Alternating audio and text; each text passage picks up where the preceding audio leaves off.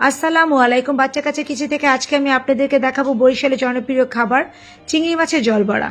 প্রথমে একটি পাত্রে চিংড়ি মাছ আমি বেটে নিয়েছি, তারপর আদা রসুন পেঁয়াজের বাটা দিয়েছি, স্বাদ মতো লবণ হলুদের গুঁড়া দিয়ে আমি ভালো করে মেখে নিচ্ছি। তারপর দিব মরিচের গুঁড়া দিয়ে আমি আবার ভালো করে মেখে নিচ্ছি।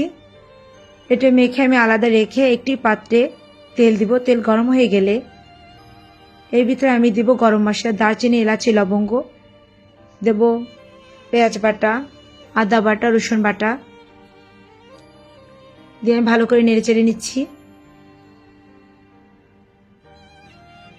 এবার দেব স্বাদ মতো লবণ,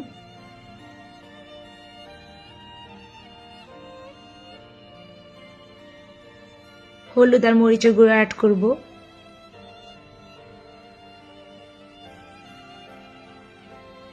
এবার একটু কষানোর জন্য আমি একটু পানি অ্যাড করলাম। এবার আমি দিব চিংড়ি মাছ।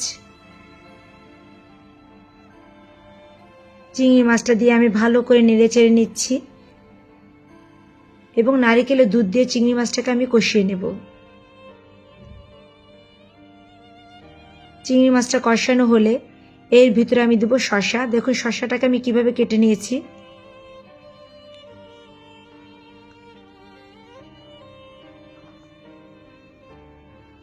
শসাটা রান্না করার জন্য আমি দিব নারিকেলের দুধ, তারপর একটু পানি অ্যাড করব।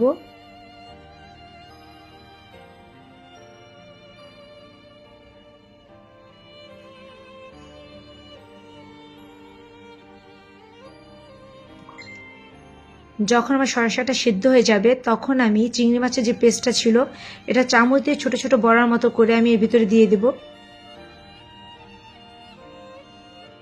দেখতে যেরকম ইয়ামি, আসলে খেতে খুবই খুবই ইয়ামি। অবশ্যই আপনারা সবাই ট্রাই করবেন বরিশালের জনপ্রিয় খাবার চিংড়ি মাছের জল বড়া। এবার আমি ধনিয়া পাতা দিয়ে দিলাম,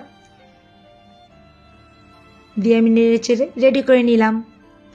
আল্লাহ হাফেজ।